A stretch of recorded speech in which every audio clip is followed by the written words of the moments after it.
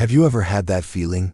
You're in a room, you see something everyone else is missing, a fatal flaw in a plan. A lie hiding behind a confident smile, but you stay silent. You tell yourself it's not your place, that no one would listen to you. Anyway, what if I told you that voice of doubt is the only thing standing between you and a completely different life? The story you're about to hear is the most extreme example of this you'll ever find. It's a story that will make you question every assumption you have about power, position, and who really holds the cards. Forget everything you've been told about climbing the corporate ladder. We're told to pay our dues, to work for years, to wait our turn. But this story is a stunning, counterintuitive testament to a different path. It proves that sometimes one single moment of gut-wrenching courage is worth more than a decade of playing by the rules. It's about a waitress who, with a few words scribbled on a piece of trash, orchestrated a takedown so precise and so devastating that the billionaire she saved had no choice but to hand her the keys to his kingdom. This story is more than just shocking, it's a blueprint. It's about learning to see the world as it really is, not as it appears on the surface. We'll explore the mindset required to turn passive observation into decisive action. How do you cultivate the kind of awareness that spots $1 million lie from across a room? More importantly, how do you find the courage to act on that knowledge when every instinct is screaming at you to stay safe and stay quiet? The answer is a skill you can develop, and it's the secret weapon of every underdog who ever changed the game. What was on that napkin that was so powerful? How exactly did one simple sentence unravel a sophisticated conspiracy between two powerful partners? And how did a billionaire justify to his stunned board of directors that he was replacing a high-powered executive team with the waitress who had served them coffee just hours before? We are going to break down every single step of this incredible journey, from the hushed words she overheard to the epic boardroom reversal that followed. This is the story of the ultimate underdog power move. So if you've ever felt invisible, if you've ever felt you had more to offer than the world was willing to see, then this story is for you. It's a powerful reminder that your current situation is not your final destination. Your moment of impact is waiting for you.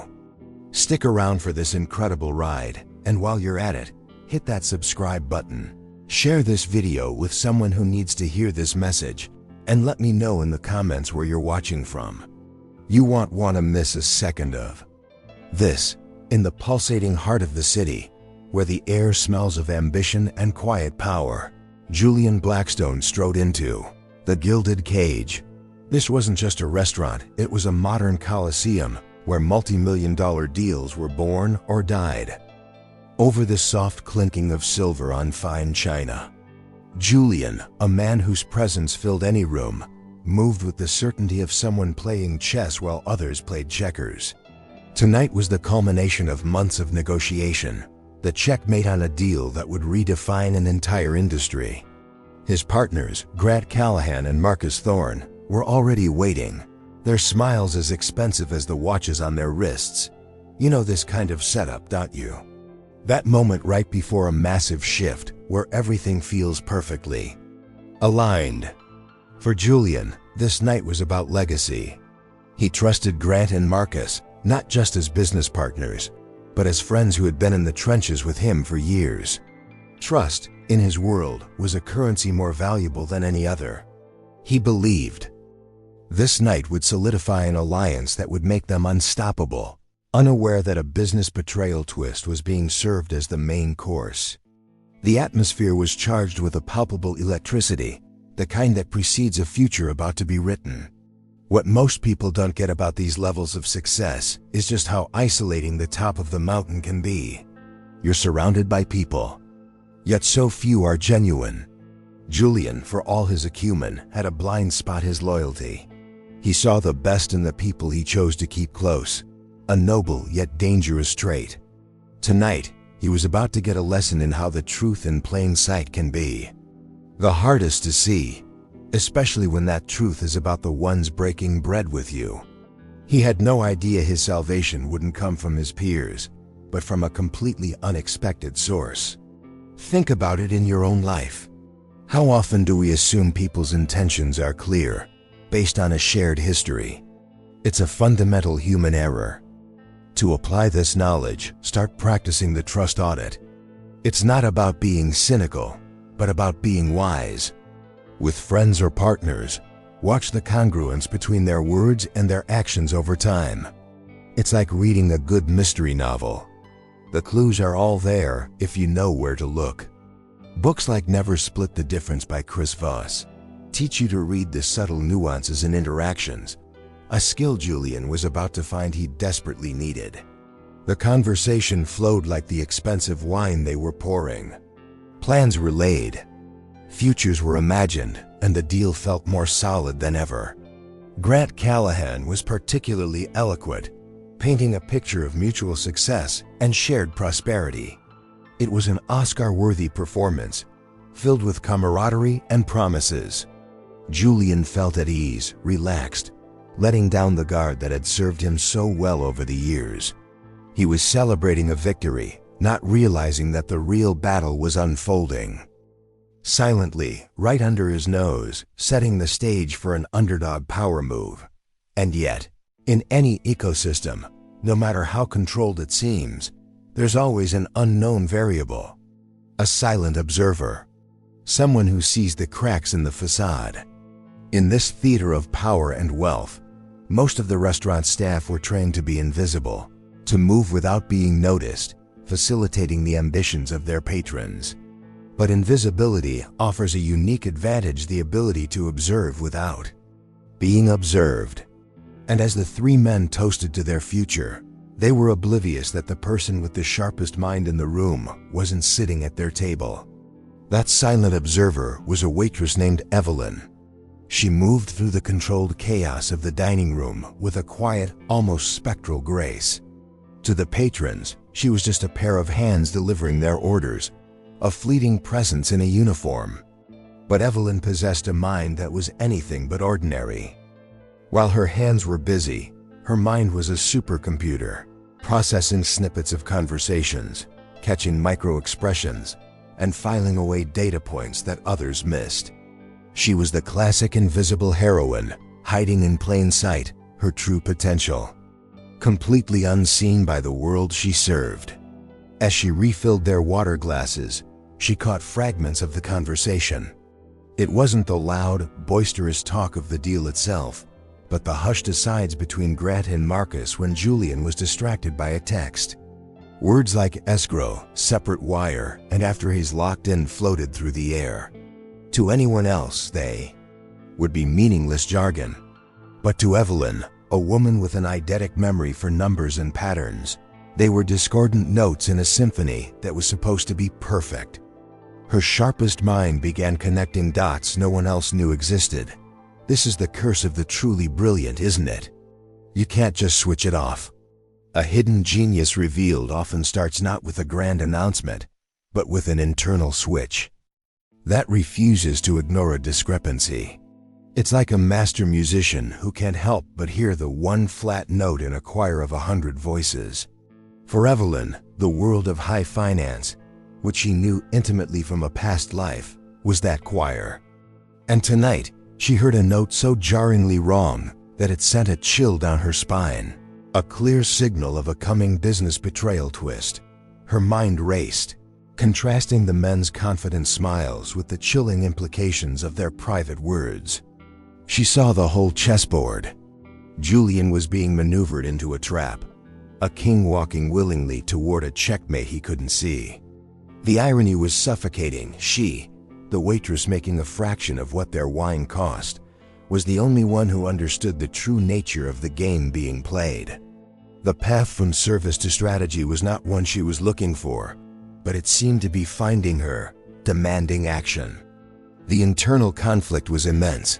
What could she possibly do? To speak up was to risk everything: her job, her credibility. Who would believe a waitress over two of the city's most respected financiers? It's a classic dilemma we all face on a smaller scale. Do you speak an inconvenient truth and risk the consequences, Or do you stay silent for self-preservation? Her heart pounded. This wasn't just about business, it was about witnessing a profound deception, a fraud about to be born, and she was the only witness. As she circled the table one last time, she heard Grant say with a slick laugh, "He'll never see it coming." That was it. That was the final piece of the puzzle. The casual cruelty of it all solidified her resolve. The risk of inaction suddenly felt far greater than the risk of action. She couldn't let this happen. The men at the table had no idea that their fate was no longer in their own hands. It now rested on the courage of the invisible heroine they didn't even see. Later that night, long after the laughter had faded and the expensive wine was just a memory in a bottle, Evelyn cleared their table. The remnants of their celebration crumpled napkins, an empty bottle, the ghost of cigar smoke lay scattered. For her, this was just part of the job, the mundane end to another shift. But tonight was different. Her mind was a whirlwind, replaying those damning phrases over and over. She knew she had to do something. This was the moment for an underdog power move, a silent rebellion against the injustice she had witnessed. It's in moments like these that destiny pivots. It's not always in a grand public declaration. Sometimes the most powerful changes start with a small, anonymous act of courage. Think of the person who leaks the document that exposes corruption, or the quiet employee who sends the email that saves a project. Evelyn picked up a clean napkin, her heart pounding against her ribs. She looked around. The restaurant was nearly empty. Her pen, usually for taking orders, felt impossibly heavy in her hand. This was it. One note changed everything. She scribbled quickly, her handwriting neat but urgent. The message was short, direct, and devoid of emotion. It had to be. There was no room for ambiguity, no space for interpretation. It was a single, pure shot of information, a flare in the dark. The words she wrote formed the most potent napkin warning imaginable. You're being played. Audit the escrow funds. It was a simple sentence, but it held the power to topple an empire or perhaps to save one. It was the ultimate fraud exposed by stranger before the fraud had even been fully committed. She folded the napkin once, her hands trembling slightly. Where to put it? Leaving it on the table was too obvious. Slipping it into his coat pocket was too risky. She then saw his leather-bound notebook left behind on the chair. He would surely come back for it or send someone. With a deep breath, she tucked the folded napkin inside the front cover, a hidden message for its intended recipient. It was a Hail Mary pass, a message in a bottle thrown into a vast, uncertain ocean. She had done her part. The rest was up to him. This single act was the bridge from service to strategy. Evelyn wasn't just a waitress anymore. In that moment, she was a strategist, an analyst, a risk-taker who had just placed an enormous bet on a man she didn't know, against two men who could ruin her. She felt a strange sense of calm wash over her. It was the calm that comes after making a difficult, but necessary decision. She had seen the truth in plain sight and refused to let it stay hidden. She had honored the voice inside her. She finished clearing the table, her movements returning to their usual efficiency. But something inside her had shifted forever. She was no longer just a silent observer, she was an active participant in a high-stakes game. As she walked away from the table, she didn't look back. The napkin sat there, a tiny, unassuming piece of paper holding a secret worth millions, a silent testament to the moment an invisible heroine decided to fight back. The question now was, would the hero even read his own rescue mission? Sure enough, about 20 minutes later, Julian Blackstone returned, a flicker of annoyance on his face. Had realized his notebook was missing, just as his car was pulling away. He scanned the now empty table, his eyes immediately landing on the leather-bound journal. He was a man of habit and precision. Leaving it behind was uncharacteristic and irritated him. He snatched it up, ready to leave without a second thought. His mind already on the final logistics of the deal he was so excited about. This was meant to be a triumphant night. But as he opened the cover to make sure everything was intact, the folded napkin fell out. A napkin warning. He frowned, picking it up. What was this? He unfolded it, his eyes scanning the simple direct words, "You're being played. Audit the escrow funds." For a moment, he felt a surge of dismissive anger. Who had the audacity? A prank? A rival trying to sow discord? His first instinct was to crumple it, to toss away the absurd message from some anonymous source. He was Julian Blackstone. He wasn't played, and yet, he didn't throw it away. Something about the message lingered. It wasn't hysterical or rambling. It was calm, concise, and incredibly specific. Audit the escrow funds. It wasn't a vague accusation, it was a direct instruction. There was a strange authority to the handwriting, a clarity that cut through his initial annoyance. He looked around the now empty restaurant, but there was no one to question. Just the lingering feeling that this was more than just a random note. One note changed everything, though he didn't know it yet. This is a powerful lesson in communication. Often, we try to persuade with lengthy arguments and emotional appeals. But sometimes the most effective message is the shortest. Think of a fire alarm. It doesn't give you a speech, it gives you a direct, unmistakable signal. Evelyn's note was a fire alarm for Julian's finances. Its power was in its brevity and specificity. It bypassed his ego and planted a seed of doubt directly into his logical mind, the mind of an investor who knew that risk could come from anywhere. He stood there for a long moment, the napkin in his hand. His partners, Grant and Marcus, it seemed impossible. Years of friendship, of shared struggle and success. A business betrayal twist of that magnitude felt like something out of a cheap novel, not his life. Yet the note felt real. It was a tiny splinter of doubt lodged in the armor of his certainty. He folded the napkin carefully, his expression now thoughtful, and slipped it into his jacket pocket. The seed was planted.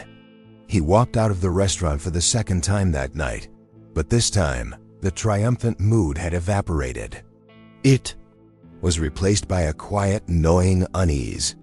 The simple, confident lines of the deal now seemed to have shadows lurking beneath them. He had intended to sign the final papers first thing in the morning, sealing the deal that would be the cornerstone of his legacy. But now, a new plan was forming in his mind, sparked by a warning from a complete stranger. The truth in plain sight was calling to him, asking to be seen. That night, sleep was a foreign concept to Julian.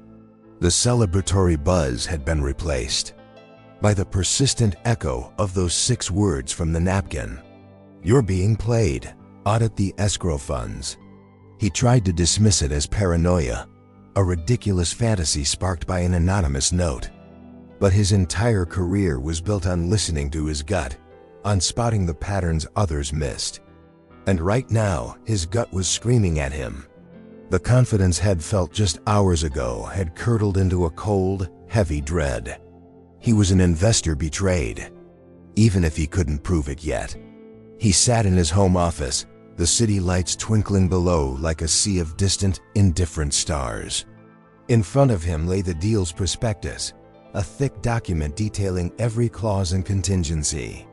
Had read it a dozen times, his expert lawyers had vetted it, and everything had seemed perfect. But now he was reading it with new eyes, the eyes of a skeptic, the eyes of someone actively looking for a lie. He was hunting for the truth in plain sight, the subtle inconsistency that hides behind complexity and familiarity. And then he found it wasn't a glaring error, but a small, cleverly worded clause deep in the appendices concerning the escrow account's disbursement schedule. It was linked to a subclause in a different section, one that gave his partners unilateral authority to reroute funds under a very specific and easily manufactured set of emergency conditions. It was a backdoor, elegant in its deception. A financial kill switch designed to cut him out cleanly and legally after his capital was committed. The air left his lungs. The napkin warning wasn't a prank, it was a lifeline. It's a stark reminder. For all of us, the devil is always in the details. We skim through terms of service. We sign contracts we barely understand. We trust that the experts have it covered. Take this as a practical lesson before any significant Comet Meta job, a loan, a partnership. Force yourself to read the fine print. Ask the dumb questions. If a clause is confusing, it's often confusing for a reason. Like a magician's misdirection. Complexity is often a tool to hide the trick. Julian, the master of his universe, had almost missed the trick entirely. He leaned back in his chair, a cold sweat on his brow. It was brilliant, he had to admit. A perfectly legal framework for a complete screwjob. Grant and Marcus, his friends, had woven a snake into the fine print of their shared future. The betrayal was so profound it was almost surreal. For hours he had been celebrating with them, toasting to their shared success, while they held the knife that was ready to be plunged into his back. The feeling of foolishness was almost as painful as the betrayal itself. The sun would be up in a few hours. The final wire transfers were scheduled for 10 a.m. His signature was the only thing pending. Without the warning from that silent observer, he would have walked right off the cliff, smiling the whole way down. One note changed everything. He now had a choice to make, and he had to move fast. His mind, now crystal clear and fueled by adrenaline and anger, began to formulate a new plan. The game had changed, and his partners had no idea that he was finally truly paying attention. The next morning, the city awoke to a crisp, clear day. But for Julian Blackstone, a storm was brewing. His first call wasn't to his partners, who were undoubtedly waiting for his cheerful confirmation. It was to his bank with a cold, firm instruction. Delay the transaction. Do not transfer a single dollar. I don't care what the reason is, just stop it. The banker, taken aback by the urgency in Julian's voice, immediately complied. The first domino in Julian's countermove had been pushed. The first step to exposing the fraud exposed by stranger was taken. His second call was to a name he kept for the direst of emergencies, a forensic accountant named Catherine Reed. She was a legend in the field, a woman who could find a single misplaced comma in a sea of financial data and understand its criminal intent. "Catherine," he said, his voice low and intense, "I need you. Clear your schedule.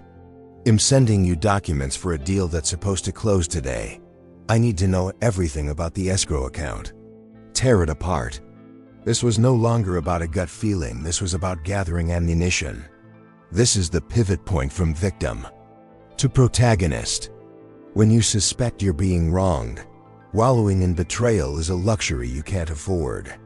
The immediate next step is to gather information. It's the same in personal life. If you feel a friend is being dishonest, before you confront them, you observe. You gather facts. You move from an emotional space to a strategic one. Julian wasn't just angry, he was channeling that anger into a methodical investigation, preparing for a boardroom reversal of epic proportions. He instructed his assistant to cancel all his meetings for the day, citing a family emergency. The lie felt bitter in his mouth, but it was necessary for the silence he needed. He sat in his office, the incriminating prospectus on his desk, the crumpled napkin warning next to it. That small piece of paper now seemed like the most valuable document in the room. He thought about the person who wrote it. A stranger, an invisible heroine in a restaurant, had shown more loyalty than men had known for over a decade. The decision to halt the deal sent immediate shockwaves. His phone began to buzz incessantly. Grant, Marcus, then texts, "Everything okay? Call me. ASAP. Is there a problem with the bank?" Julian ignored them all. Let them sweat. Let them wonder what had gone wrong in their perfect little plan. Each ignored call was a small act of defiance, a quiet turning of the tables. The power was shifting back to him, and they didn't even know why. He knew the next 48 hours would be critical. Catherine Reed and her team would be crawling through every line of code, every legal document, every transaction history connected to that escrow account. The truth in plain sight, which he had barely glimpsed, was about to be laid bare under the harsh, unforgiving light of a forensic audit. Julian waited. The hunter was now the hunted, and the prey was about to learn that their target was very much alive and armed with the truth they thought was safely buried. The silence from Julian's end was a deafening roar in the ears of Grant Callahan and Marcus Thorne. Their initial concerned texts quickly morphed into frantic, borderline panicked calls. They couldn't understand what had happened. Everything was going according to plan, the culmination of a year's worth of careful, deceitful plotting. Julian's sudden radio silence was the one variable they hadn't accounted for. Their perfect business betrayal twist was hitting an unexpected snag, and the fear of exposure began to creep in. Meanwhile, in a sterile office across town, Catherine Reed and her team were executing a surgical strike on the deal's financials. They worked with a relentless, quiet intensity, their screens filled with spreadsheets and complex transaction logs. It didn't take them long. The backdoor Julian had found was just the entrance to a labyrinth of deceit. Catherine's first call to Julian came less than 24 hours later. "It's worse than you think," she said, her voice grim. "This isn't just a backdoor. It's a series of interconnected trapdoors." Within 48 hours, the full picture emerged, and it was devastatingly clear. The forensic audit uncovered a massive network of shell corporations and hidden accounts linked directly to Grant and Marcus. The plan was to let Julian's nine-figure investment land in the central escrow account, then use the emergency clause to splinter the funds into untraceable offshore entities, cutting him out entirely and leaving him with a worthless stake in a shell of a company. It was a fraud exposed by stranger, confirmed in excruciating detail. Julian was, officially, the investor betrayed. This is a chilling lesson in the audacity of white-collar crime. It's a world where betrayal is sanitized, hidden behind legal jargon and complex financial instruments. It's a reminder that the most dangerous threats often come with a smile and a handshake. For anyone in business, the principle is clear: implement checks and balances, especially with those you trust the most. As the saying goes, trust, but verify. Julian had trusted, but had forgotten to verify, and it almost cost him an empire. He now knew, with sickening certainty, that he had to engineer a boardroom reversal. The final report from Catherine read like a crime novel. It detailed how Grant and Marcus had been siphoning smaller funds from previous joint ventures for years, likely to fund the legal and financial architecture for this grand betrayal. They had been playing a long game, and this deal was meant to be their magnum opus, their final spectacular act of treachery. The depth of the deception was staggering. It wasn't just business, it was a deeply personal violation built on years of lies. Julian stared at the report, a cold, hard anger solidifying in his chest. The shock was gone, replaced by an icy resolve.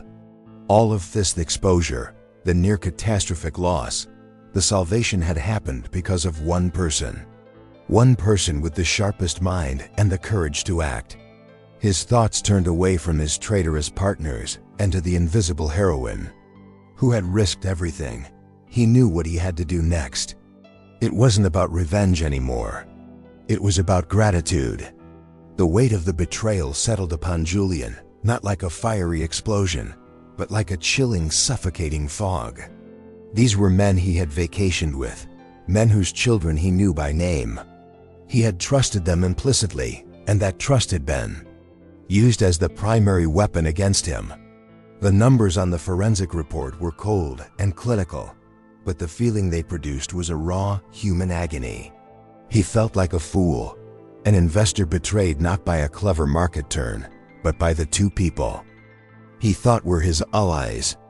The whole saga was a sickening business betrayal twist.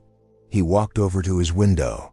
Looking down at the city he felt he had conquered, and felt a profound sense of isolation. In his world, who could he trust now? Every smiling face would now hide a potential knife. But then, his hand went to his jacket pocket and his fingers brushed against the crumpled napkin. He pulled it out and smoothed it on his desk.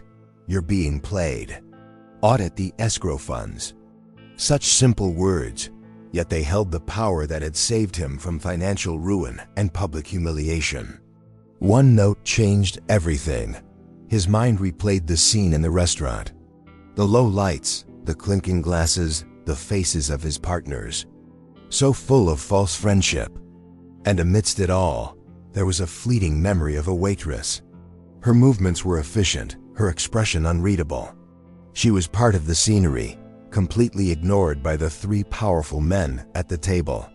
He hadn't even registered her face properly. And yet, this invisible heroine, this complete stranger, had shown him more loyalty and integrity than his closest associates. It's a humbling realization, isn't it? That help can come from the most unexpected places. We often look for saviors in powerful positions, in people with fancy titles and impressive resumes. But true character, true courage, often resides in the quiet ones, the people in the background. It's a lesson to treat everyone with respect, not just because it's the right thing to do, but because you never know who the hidden genius revealed might be. You never know whose quiet observation might one day be your salvation. A wave of immense gratitude washed over him, eclipsing the anger. This woman, whoever she was, had no reason to help him. She gained nothing from it and risked everything. She could have been fired on the spot had she been caught. Why did she do it? What did she see? He had to know. He had to find her. He had to thank her. It was more than just a courtesy, it was a moral imperative. She saved his empire with a scribble on a piece of paper. He grabbed his coat, a new sense of purpose driving him. The boardroom battles and legal fallout with Grant and Marcus could wait. That was just business, and he knew how to handle it. This felt more important. It was about acknowledging a profound act of human decency in a world so often devoid of it. He was going back to the gilded cage, not as a powerful investor, but as a man who had been saved by a silent observer and needed to understand why. Julian walked back into the gilded cage during the late afternoon lull, the calm before the dinner rush. The restaurant felt different in the daylight, less like a stage for power plays and more like a simple place of business. The manager, a man with a permanently stressed expression, recognized him immediately and rushed over. "Mr. Blackstone, a pleasure to have you back, sir. Your table?" Julian waved a hand dismissively. "No, thank you. I'm actually here to speak with one of your staff." The manager looked confused. "Of course, sir. Who would that be?" Julian paused. He didn't know her name. He hadn't even bothered to look at her name tag. "The waitress," he said, feeling a pang of shame at his own ignorance. "She was serving my table the other night. Dark hair, very focused. Very quiet." The description was vague, but the manager, adept at remembering the movements of his staff, nodded slowly. "Ah, you must mean Evelyn. Is there a problem, sir?" "I assure you, our staff is held to the highest standard." Meanwhile, in the staff break room, Evelyn was sipping a cup of coffee, mentally preparing for her evening shift. The past 48 hours had been a torment of anxiety. Had the man found the note? Did he read it? Did he laugh it off? Or worse, did he report her to her manager for unprofessional conduct? Every time the manager's office door opened, her stomach lurched. She was just trying to do the right thing, but she knew that good intentions often get punished in the real world. This was the dark side of an underdog power move. Another server burst into the break room. "Evelyn, the manager wants to see you, now. That big shot investor from the other night, Blackstone, is here asking for you." Evelyn's blood ran cold. This was it. She was going to be fired. Her heart hammered against her ribs. She had been so careful. But it wasn't enough. She had meddled in the affairs of giants, and now she was about to be crushed. She smoothed her apron, her hands trembling, and walked out to face the music. She saw Julian standing there, his expression unreadable, and her fear intensified. The manager was wringing his hands, looking nervously between the powerful billionaire and the humble waitress. Evelyn stood before them, her back straight, her chin up, but her mind was racing. She was preparing her defense, her apology, anything to mitigate the damage. She had risked it all on a hunch, a moral impulse, and now the consequences were standing right in front of her, dressed in a bespoke suit. Julian looked at her, truly seeing her for the first time. He saw not just a waitress, but a quiet intelligence in her eyes, a steady composure that seemed unshakable even now. He could see why she was the silent observer who had noticed everything. He ignored the anxious manager completely. His voice was soft, but it carried across the quiet restaurant. "Evelyn," he said, and she flinched, expecting the worst. "My name is Julian Blackstone. I believe you left something for me the other night." The looping question of her fate hung in the balance. Evelyn stood frozen, the air thick with tension. The manager looked ready to spontaneously combust. Julian's words hung there, ambiguous and heavy. "I believe you left something for me," had said. In front of her boss, in front of the few other staff members present, she felt exposed. This was it. The fraud exposed by stranger was about to get that stranger fired.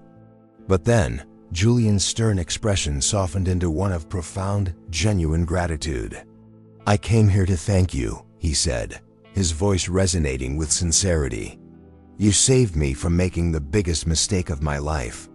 The collective gasp from the manager and staff was almost comical. Julian went on, his voice clear and strong, ensuring everyone could hear. He didn't share the sordid details of the business betrayal twist, but he made the gravity of her action clear.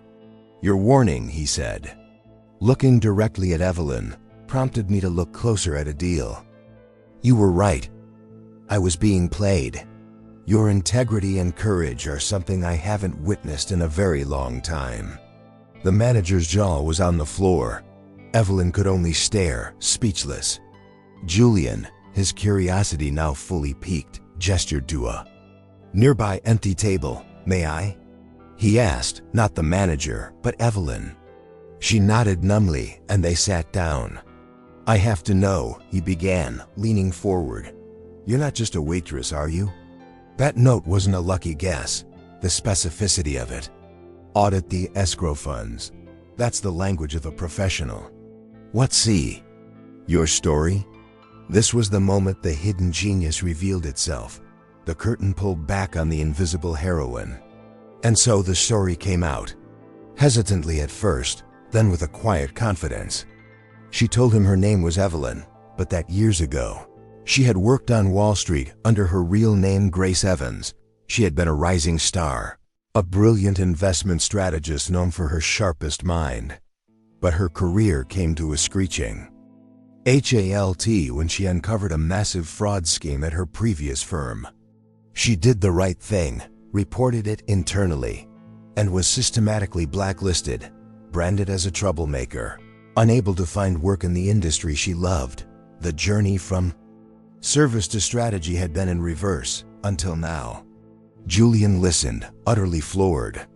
The pieces all clicked into place.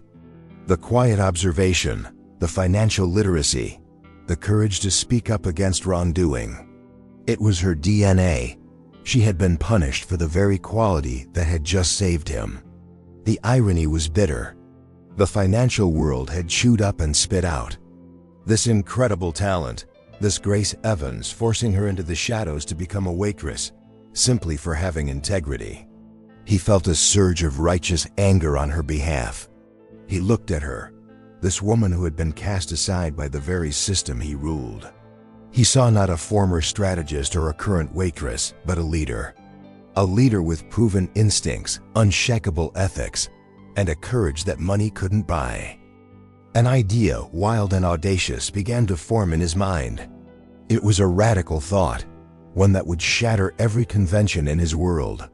He had come here to say thank you, but he was about to do something much, much more.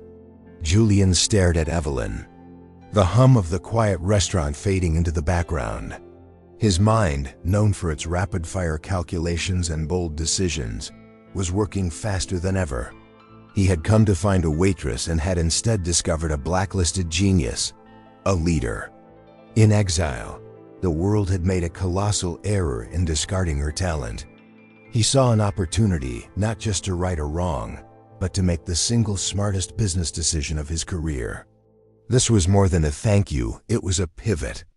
"Evelyn," he said, his tone shifting from inquisitive to decisive. "What I'm about to say might sound insane, but I've built my empire on trusting my gut, and my gut is screaming at me right now." He leaned in, his eyes locked on hers. "I've just dismantled a significant portion of my investment branch because of the traitors you exposed. I need to rebuild it. I need a leader I can trust implicitly, someone with integrity, a sharp eye for detail, and the courage to call out a lie. I need you." Evelyn's mind was reeling. She thought he might offer her a reward, maybe a check, a gesture of thanks. She was not prepared for a job offer. "Mr. Blackstone," she started, "I appreciate that, but I'm not sure He cut her off gently. "You are exactly what's needed. In not offering you an analyst position. In not offering you a consulting gig." He paused for effect, letting the weight of his next words sink in. "I'm offering you the position of interim CEO of the newly reorganized investment branch." The silence that followed was absolute. CEO. The word itself seemed alien in this context. It was the ultimate, unbelievable waitress to CEO fantasy happening in real time. Evelyn was sure she had misheard. From serving drinks to running a multi-billion-dollar branch? It was ludicrous. She looked for a hint of a joke in his eyes but found only dead seriousness. This was the most audacious underdog power move she could ever have imagined, and it was being handed to her. "The board will think him crazy," Julian admitted with a wry smile. "They'll fight me. They'll want someone with a current resume, someone from the inside. But you know what? You saw what none of them did. You saw what I didn't see, and you did it while serving drinks." The simple, powerful logic of his statement was undeniable. He wasn't just rewarding her, he was making a strategic choice. He made her CEO not out of charity, but out of a shrewd recognition of superior talent. He stood up, extending a hand to her. "The job is yours if you want it, Evelyn. Or should I say, Grace Evans?" It's time that name meant something again. The offer hung in the air, a bridge from her past to a future she had long since given up on. It was a chance to reclaim her identity, to step out of the shadows of the invisible heroine and into the spotlight. All she had to do was say yes. The emergency board meeting was as tense as Julian had predicted. The room was a sea of grim-faced pinstriped suits, the air thick with skepticism and disapproval. When Julian announced his choice for interim CEO of the restructured branch, the reaction was a mixture of stunned silence and outright disbelief. "A waitress?" One of the older board members, a man named Sterling, scoffed. "Julian, have you lost your mind? This is not a charity. We need a seasoned executive, not a story." Julian remained perfectly calm, letting the wave of resistance wash over him. He had anticipated this. He knew how this world worked, how it valued pedigree and convention over raw talent and proven character. He let them voice their objections, their concerns about optics, about her lack of recent experience, about the sheer absurdity of the move. They saw a waitress, he saw the person who had single-handedly prevented the company's implosion. They were playing checkers, and he was playing chess. This was the ultimate boardroom reversal. When they had finished, Julian stood up, his gaze sweeping across every member of the board. "I have listened to all of your concerns," he said, his voice quiet but firm. "You are correct. Evelyn Evans does not have the resume you were expecting. But her last act, an unpaid, high-risk act of integrity, was more valuable than the last 5 years of experience from any other candidate you could name." He held up a hand to forestall any interruptions. "Let me be perfectly clear," he continued, his voice hardening. "She saw what none of us did while serving drinks." He let that sentence hang in the air, its power silencing the room. She possessed the financial acumen to spot the fraud, the clarity to diagnose the problem, and the courage to warn a complete stranger. That is not a waitress. That is a leader. That is exactly who I want protecting our assets. The narrative was shifting. He wasn't defending a weakness, he was championing a unique strength. He then presented a summarized, anonymous version of Catherine Reed's forensic report, showing the sheer scale of the betrayal they had narrowly averted. The numbers spoke for themselves. The genius of the fraud was terrifying, and the fact that it was spotted by an outsider was humbling. The board members shifted uncomfortably in their seats. The fraud exposed by stranger was now their problem, and the stranger was Julian's solution. He was making it clear that the old way of doing things had failed, and it was time for a new approach. "My decision is final," Julian concluded, his tone leaving no room for argument. "Evelyn Evans, or as some of you might remember, Grace Evans, will take the helm as interim CEO. You will give her your full support. I am staking my own reputation on her."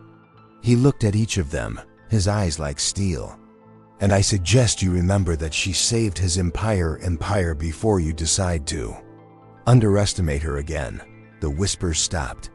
The resistance crumbled under the weight of his conviction. The stage was now set for Evelyn. Evelyn walked through the glass doors of the towering Blackstone Investments building, no longer in a waitress's uniform, but in a sharply tailored suit she had bought with the last of her savings. The transition was jarring, surreal. Just days ago, she was worried about making rent. Now, she was the interim CEO of a major financial branch. The whispers and stares followed her as she walked across the marble lobby.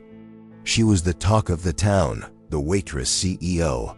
Some saw her as an inspiration, others as a fluke, a curiosity that would soon fail. The pressure was immense. She wasn't just starting a new job, she was stepping into a role under a microscope, with a board of directors waiting for her to stumble. The ghost of her past as Grace Evans, the blacklisted whistleblower, loomed large. She knew the whispers weren't just about her being a waitress, they were about her being a troublemaker. Could she lead a team that was predisposed to doubt her? The journey from service to strategy was not just a promotion, it was a battle for legitimacy. But Evelyn possessed a quiet resilience forged in years of being overlooked. She had learned to be a silent observer, to listen more than she spoke, to understand the dynamics of a room before making a move. Her first days weren't spent issuing grand proclamations or shaking up the hierarchy. Instead, she met with every single person in the branch, from the top analysts to the administrative assistants. She didn't talk, she listened. She asked them what was working, what was broken, and what they would do if they were in her shoes. This approach was completely disarming. The team, expecting an arrogant newcomer or a clueless figurehead, found a leader who was genuinely interested in their expertise. It was a classic underdog power move, using humility and empathy as tools of power. She wasn't pretending to have all the answers. She was building a coalition, turning skeptics into allies, one conversation at a time. She was showing them that her sharpest mind wasn't just for numbers, but for people too. In her second week, during a review of the branch portfolio, she started asking questions. Not accusatory questions, but deeply insightful ones. She pointed to a series of investments that, on the surface, looked stable and profitable. They were complex derivatives, a favorite of the old regime run by Grant and Marcus. The team assured her they were sound. "And sure they are," she said calmly, "but humor me. Let's stress test the underlying assets against a market downturn of 30%. The analysts were hesitant, seeing it as a waste of time. But she was the CEO, so they ran the numbers. What they would find was far more than a simple validation of her authority. It was the first clue that the betrayal she had already exposed was just the tip of the iceberg. She was determined not just to fill the role, but to redefine it, to prove to everyone and to herself that she didn't just belong, she was exactly where she was supposed to be. The results of the stress test came back, and they were a quiet earthquake. The stable assets, under the hypothetical downturn, didn't just dip, they collapsed entirely, revealing a catastrophic, unhedged risk that would have wiped out billions. The analysts stared at the screen in disbelief. It was a ticking time bomb left behind by the previous management, a systemic risk buried deep within the portfolio that everyone, including Julian's top people, had missed. The hidden genius revealed herself once again, not with a whisper, but with a bang. Evelyn didn't gloat. She simply laid out the data in the next executive meeting.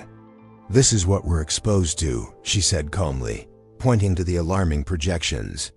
"The good news is, we found it before the market did. Now let's get to work on unwinding these positions." Her leadership in that moment was transformative. She wasn't just the waitress CEO anymore. She was the commander who had spotted the enemy fleet while everyone else was looking at the horizon. She saved his empire not once, but twice.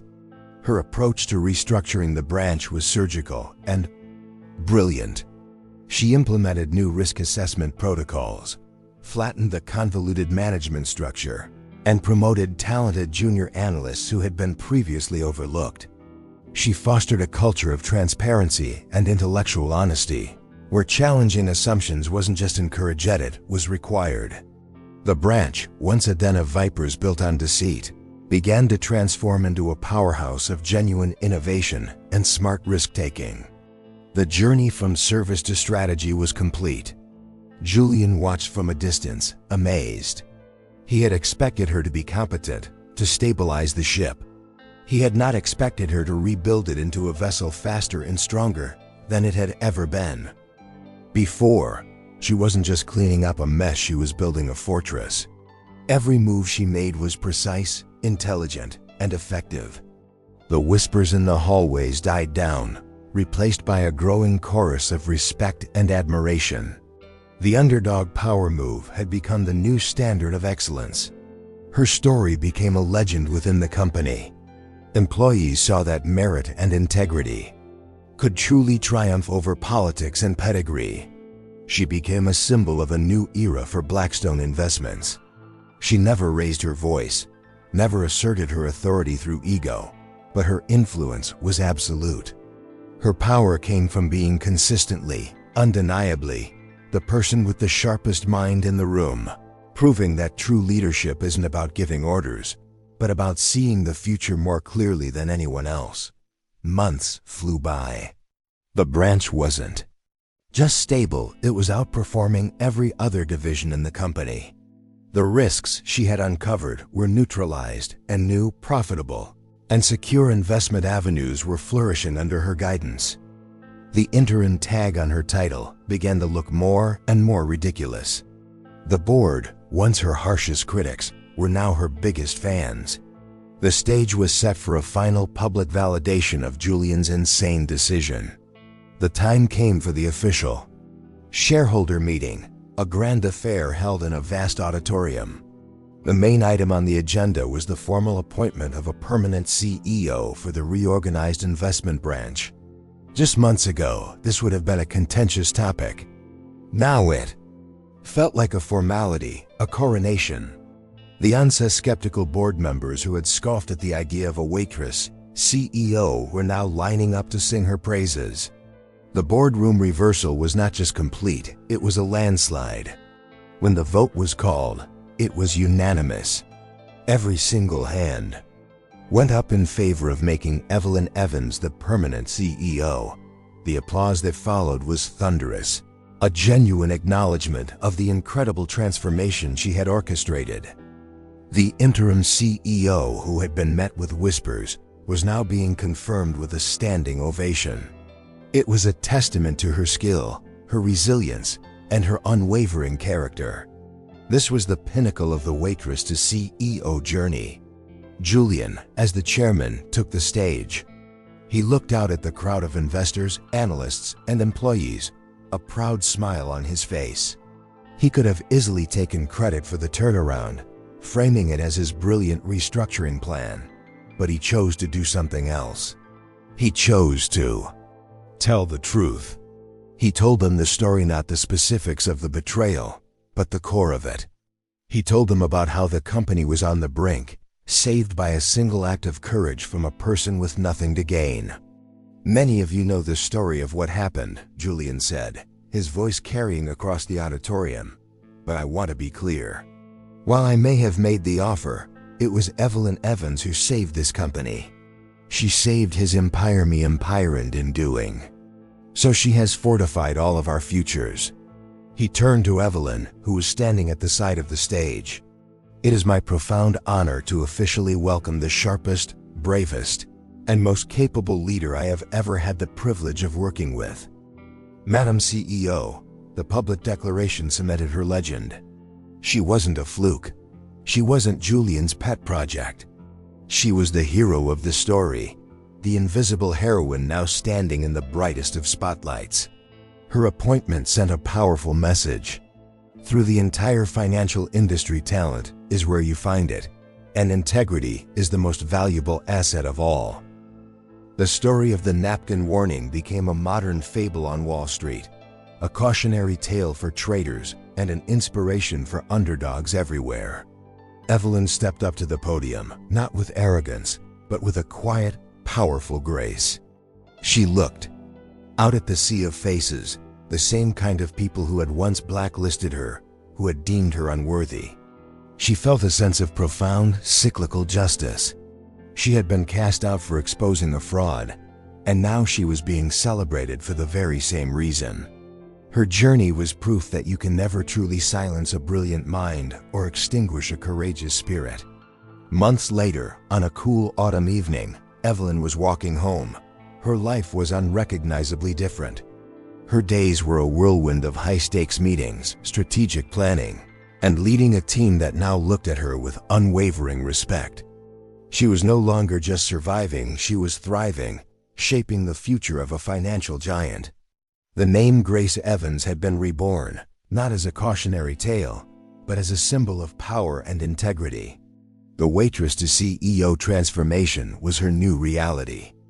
Her route took her past a familiar street corner. She paused, looking at the warm, inviting lights of the gilded cage. The sounds of laughter and clinking glasses spilled out onto the sidewalk. It looked exactly the same, a timeless bubble of luxury and ambition. From the outside, she could see waiters and waitresses moving with quiet efficiency, just as she once had. For a moment, she saw a ghost of herself in one of Thema's silent observer, an invisible heroine waiting for her moment. But she wasn't that person anymore. A subtle smile played on her lips. That restaurant was no longer a place of anxious servitude. It was a monument to the beginning of her real life. It was the place where one note changed everything. It was the battlefield where she launched the quietest, most effective underdog power move in corporate history. It was where her two lives, the one she was forced into and the one she was meant for, finally collided. She thought about Julian, the man who had been wise enough to listen to the napkin warning, the man who had looked past her uniform and seen her potential, the man who had declared to the world, he made her CEO. Theirs had become a partnership built on a foundation of mutual respect and unbreakable trust. Together, they were building something new, something better, proving that ethics and success were not mutually exclusive concepts. As she stood there, a young couple, buzzing with excitement, walked past her to enter the restaurant. They didn't give her a second glance. To them, she was just another well-dressed woman on a city street, and that was the beauty of it. She didn't need the recognition of strangers anymore. The power she now wielded was internal, a quiet confidence that radiated from her. She was no longer invisible because she was overlooked, but because she chose not to need the spotlight. With a final reflective glance at the restaurant where it all began, Evelyn turned and continued her walk home. The city skyline glittered ahead of her, a kingdom she had not inherited, but had earned through intelligence, courage, and an unwavering moral compass. She was no longer just serving drinks or clearing tables. She was at the head of the table, and she had proven beyond any doubt that she belonged there. Her past was a memory, and her future was an open road, undeniably powerful. And there you have it. What an unbelievable journey. From a simple napkin warning scribbled in the shadows of a restaurant to a complete boardroom reversal in the brightest of spotlights. It's a powerful story about how integrity, intelligence, and a single moment of immense courage can completely change the game.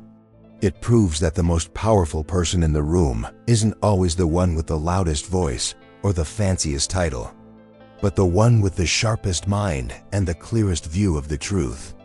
But I really want to know what you all think about this. What part of Evelyn's story, or should I say Grace Evans's story, resonated with you the most? Was it the initial act of bravery, the moment she decided to write that note? Or was it her quiet, brilliant leadership when she finally got her chance? Let me know in the comments below. Did you expect that ending, or were you hoping for a different outcome? I'm curious to hear your take on this incredible tale.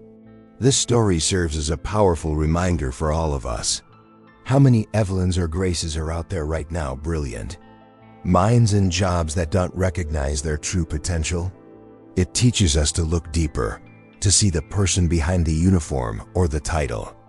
And if you are that person, if you are that silent observer right now, let this story be the evidence you need that your observations matter. Your integrity is your superpower. The world is desperate for authentic leaders, and they can come from anywhere. It's a testament to the idea that you don't need permission to be brilliant. Evelyn didn't wait for someone to ask for her opinion. She offered it in the only way she could, and in doing so, she saved his empire. Her story is the ultimate proof that a single, well-placed truth can be more powerful than a mountain of lies. It's a reminder to trust your instincts and to never, ever underestimate the underdog. If this story inspired you or made you think, do me a huge favor and hit that like button. It really helps the channel. Share this video with anyone you know who needs to be reminded of their own hidden power. And of course, if you haven't already, subscribe and turn on those notifications. We have so many more powerful stories like this to share, and you won't want to miss a single one. Thank you for watching.